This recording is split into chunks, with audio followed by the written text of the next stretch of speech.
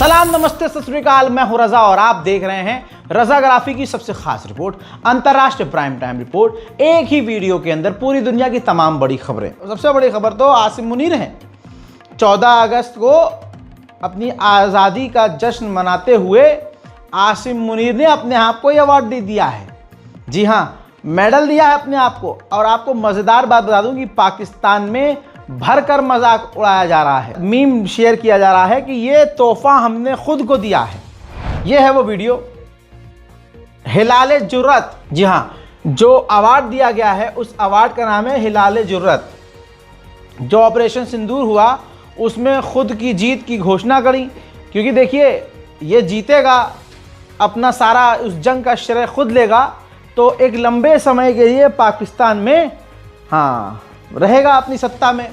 और मेन बात यह है कि पहले ही बता चुका हूं कि आसिम मुनीर ही पाकिस्तान को चला रहा है, आवाम की नहीं चल रही है।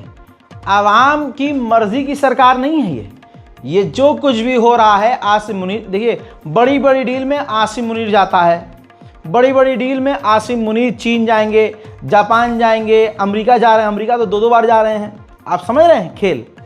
तो हिलाले जुर्रत अवार्ड से, जिस अवार्ड को असल में होना चाहिए था जुर्रते नंगाई, जी हाँ, तो ये जुर्रते नंगाई का अवार्ड उन्होंने अपने आप लिया है। और पाकिस्तान के लोग इसका खुद मजाक उड़ा रहे हैं। पूरी दुनिया में इस अवार्ड का मतलब, इतनी तो ससुरों ने जंग नहीं लड़ी जितने मेडल चिपका के घूमते हैं। अब पाकिस्तान के लोग अपनी देशभक्ति पर आएंगे तो बेचारे डिफेंड करेंगे, लेकिन खुद पाकिस्तान ग्राउंड पर यह है कि पाकिस्तान के लोग आसिम मुनीर का मजाक उड़ा रहे हैं। अरे काम के लोगों को अवार्ड दो तो समझ में आता है। फॉर एग्जाम्पल, पाकिस्तान के प्रधानमंत्री ने अपने एक विंग कमांडर को अवार्ड से नवाजा है। कहा यह गया है कि यही वो व्यक्ति है जिसने भारत का एक S-400 डिफेंस सिस्टम मार गिराया था।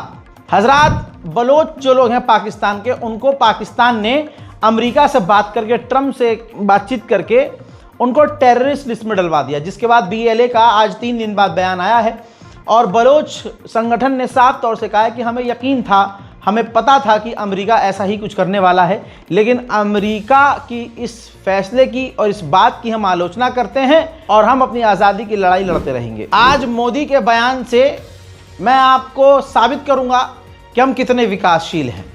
अजी कद्दू के विकासशील हैं। भरमबाजी इतनी बड़ी हमारी कि भाई पूछो मत, हमसे ऊपर कोई नहीं है। जबकि आज हम फाइटर जेट का इंजन तक नहीं बना सकते। हम फाइटर जेट नहीं बना पा रहे हैं, इंजन हम कहीं और से लेके आते हैं। तो प्रधानमंत्री ने लाल किले से कबूल कर लिया। और कबूल क्या किया, उनकी बात से आप समझ जाएंगे जो आपको सुनाने वाला हूं, जिसमें प्रधानमंत्री कह रहे हैं कि हमें खुद का फाइटर जेट खुद अपने मुल्क में बनाना होगा और इंजन भी खुद बनाना होगा। इसका मतलब अभी तक हम इतने कैपेबल नहीं हैं कि हम भारत में फाइटर जेट खुद बनाएं। प्रधानमंत्री मोदी की इस बात से साबित हो गया है कि हम कितने पानी में हैं। Made in India fighter jets के लिए जेट इंजन हमारा होना चाहिए कि नहीं होना चाहिए। इसके अलावा टैरिफ पर उन्होंने बोला, क्योंकि जो अमेरिका टैरिफ लगा रहा है उससे सीधा किसानों पर झटका लग रहा है, किसानों पर असर पड़ रहा है। ऐसे में प्रधानमंत्री मोदी ने कहा लाल किले पर खड़े होकर कि मैं एक दीवार की तरह खड़ा हूं, मैं किसानों के साथ खड़ा हूं, ऐसी कोई डील नहीं की जाएगी जिससे हमें और हमारे लोगों को नुकसान पहुंचे। भारत के किसान, भारत के मछुआरे, भारत के पशुपालक, उनसे जुड़ी किसी भी अहितकारी नीति के आगे मोदी दीवार बन के खड़ा है।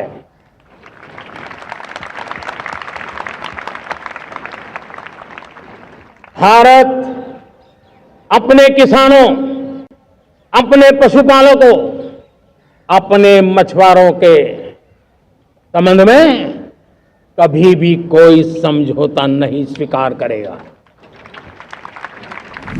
अब मजेदार बात भी सुन लीजिए।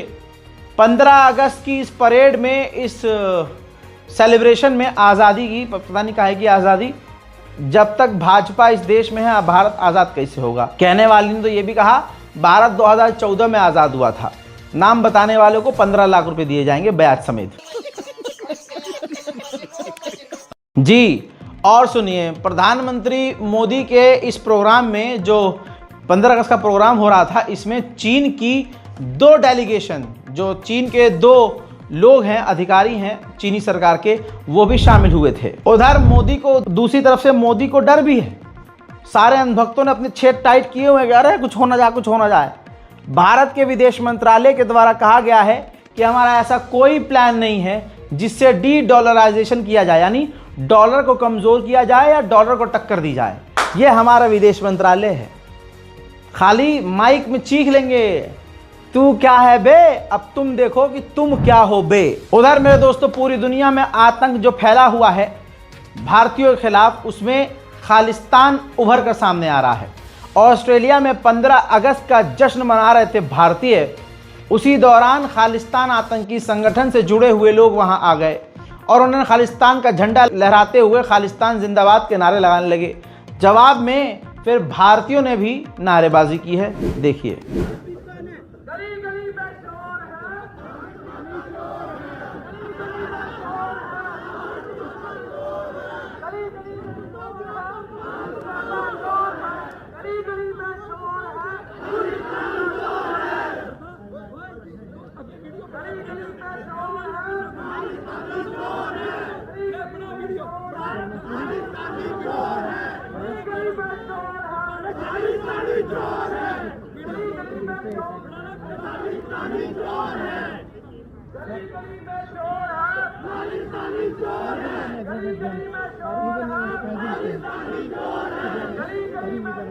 उधर स्वीडन में बहुत सारे गैंग वॉर चलते हैं, गैंग्स बहुत हैं। बड़ी खबर आती है कि स्वीडन में एक मस्जिद के बाहर गोलीबारी हुई, 1 की मौत हुई, कई घायल हैं। फिलहाल जो है सिचुएशन कंट्रोल में है और ये किसी आतंकवादी का नहीं, ये वहीं के जो गैंगस्टर्स हैं उनका कांड था। यहाँ अंडवे इसी में खुश हैं कि हमने मजार तोड़ दी, यहाँ अंधभक्त इसी में खुश हैं कि हमने मजार पर झंडा फहरा दिया, यहाँ अंडवे इसी चीज में खुश हैं कि हमने मुल्लों को मार दिया। ये इनका विकास है। विकास गया इनके पिछवाड़े में। विकास किसे कहते हैं? चीन दिखा रहा है। ये देखिए, चाइना रोबोट से फाइट करवा रहा है, बॉक्सिंग करवा रहा है, फुटबॉल वहां के रोबोट खेल रहे हैं। सिर्फ इतना ही नहीं, रेसिंग कर रहे हैं, दौड़ रहे हैं, रेस लड़ा रहे हैं, भाग रहे हैं, उछल रहे हैं, कूद रहे हैं और भाई लड़ रहे हैं। रोबोट को रोबोट से लड़वा रहा है, स्कोर खिलवा रहा है। बताइए, फुटबॉल से लेकर हर गेम चीन रोबोट से खिलवा रहा है। रोबोट और रोबोट आपस में रेसिंग कर रहे हैं, लड़ रहे हैं, भिड़ रहे हैं, खेल रहे हैं, कूद रहे हैं। रोबोट क्या नहीं कर रहा है? चीन रोबोट से सब कुछ करवा रहा है। लेकिन यहाँ मोदी जी को रोबोट की क्या जरूरत है? मोदी जी के पास तो खुद ही रंडालो की पूरी टीम मौजूद है। ये अंधभक्त रंडालो, इनकी पूरी टीम है। रोबोट ही तो है मोदी जी के पर्सनल, जो कह देंगे ये रोबोट वही, और जो नहीं कहेंगे मोदी जी वो भी कर देंगे ये रोबोट। ऐसे है एडवांस। अमेरिका से 15 अगस्त को आजाद हुए अफगानी, तो तालिबान की सरकार ने 4थी एनिवर्सरी जो है मनाई है। ये है वीडियो।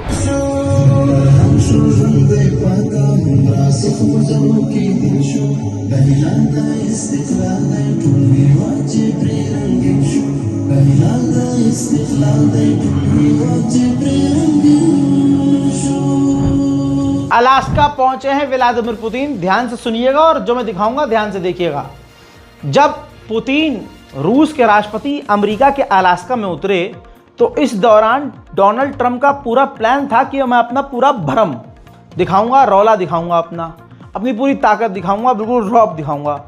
तो जब अलास्का में मिलिट्री बेस पर पुतिन बाहर निकले जहाज से, तो डोनाल्ड ट्रंप ने उन्हें रिसीव किया और जिस टाइम डोनाल्ड ट्रंप और पुतिन चल रहे थे उसी वक्त उस एयरपोर्ट पर F-22 टॉप एडवांस अमेरिका के फाइटर जेट खड़े थे। ऐसा लग रहा था कि डोनाल्ड ट्रंप रौला दिखा रहे हैं, देख बे देख, तेरी बहन की आंख, मेरे पास क्या है, ये देख, ये सब। इतना ही नहीं भाई, ये फाइटर जेट पर नजर डालते हुए जब पुतिन आगे बढ़े तो अचानक से अमेरिका का B-2 बॉम्बर जिसको उड़ाने में मिलियंस ऑफ डॉलर का खर्चा आता है, वो ऊपर से उड़ता हुआ जाता है एडवांस फाइटर जेट से घिरा हुआ। अब ये मंजर देखिए किस तरह से डोनाल्ड ट्रंप अपनी ताकत दिखा रहे हैं पुतिन को।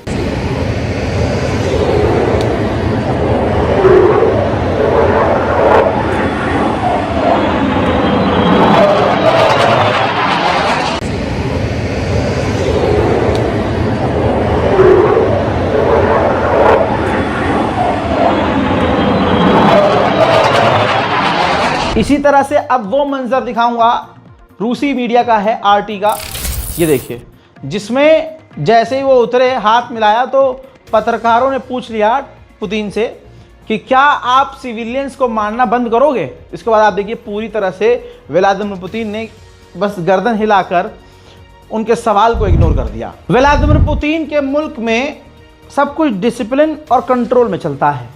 पत्रकार एक एक करके सवाल करते हैं, तमीज से सवाल करते हैं। लंबे समय के बाद व्लादिमीर पुतिन जब अमेरिका के अलास्का में उतरे तो पत्रकारों ने भेड़ बकरियों की तरह एक के ऊपर सवाल करना शुरू कर दिए। इसके बाद जो व्लादिमीर पुतिन का रिएक्शन था पूरे यूरोप और खासकर पूरे अमेरिका में वायरल है, देखिए। Thank you, press. Thank you, press. Thank you, press. Let's go. Thank you, press. Thank you, press. Thank you, press. Let's go. Come on, guys. Come on, guys. Let's go. Let's go. Thank you, press. Let's go. Thank you, press. Thank you, press. Thank you.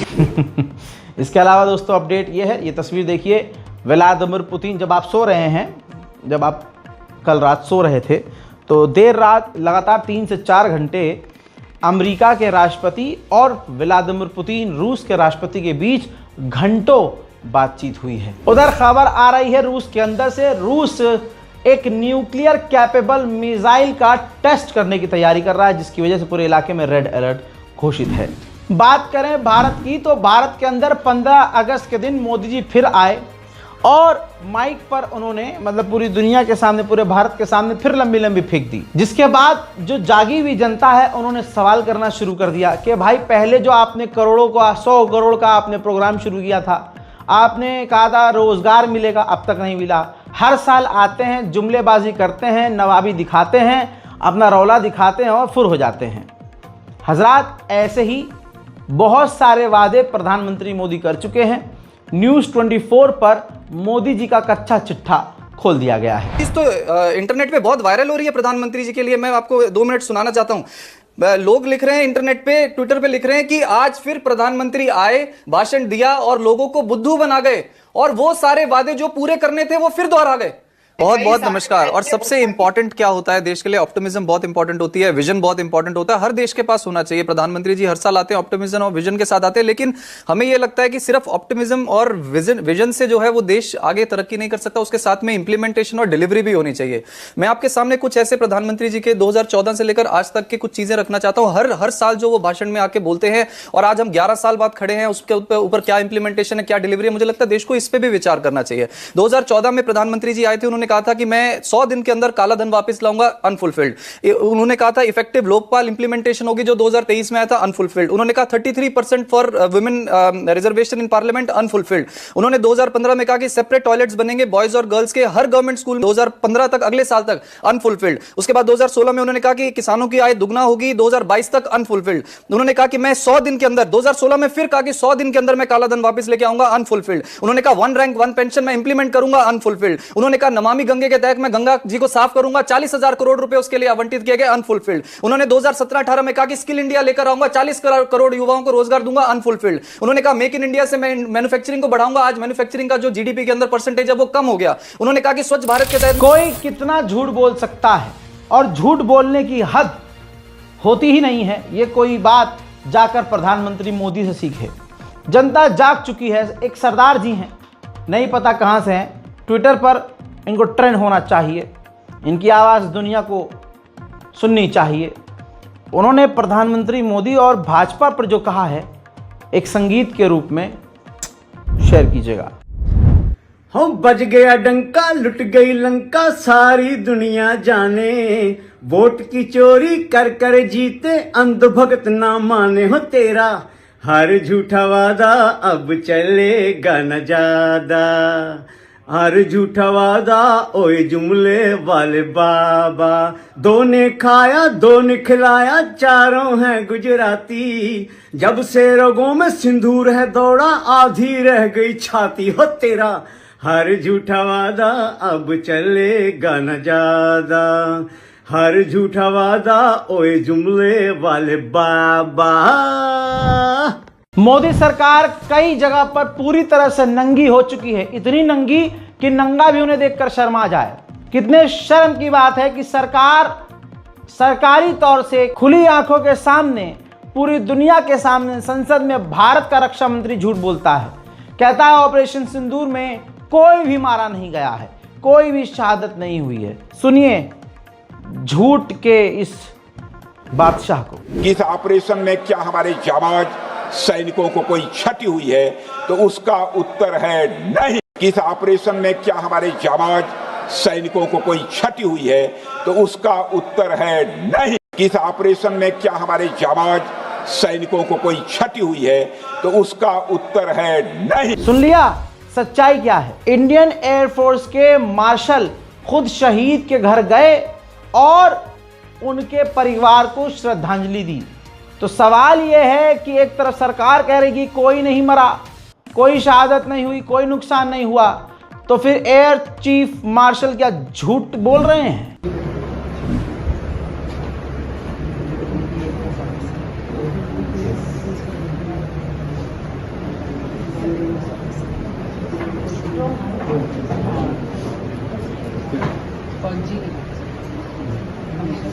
फौजी का village है, बाहर देखो कितने लोग मिले हैं। Clear हो गया कि भारत का रक्षा मंत्री तक झूठा है, नीचे से लेकर प्रधानमंत्री तक सब एक नंबर के झूठे, और सब एक से बढ़कर एक झूठ बोलने वाले।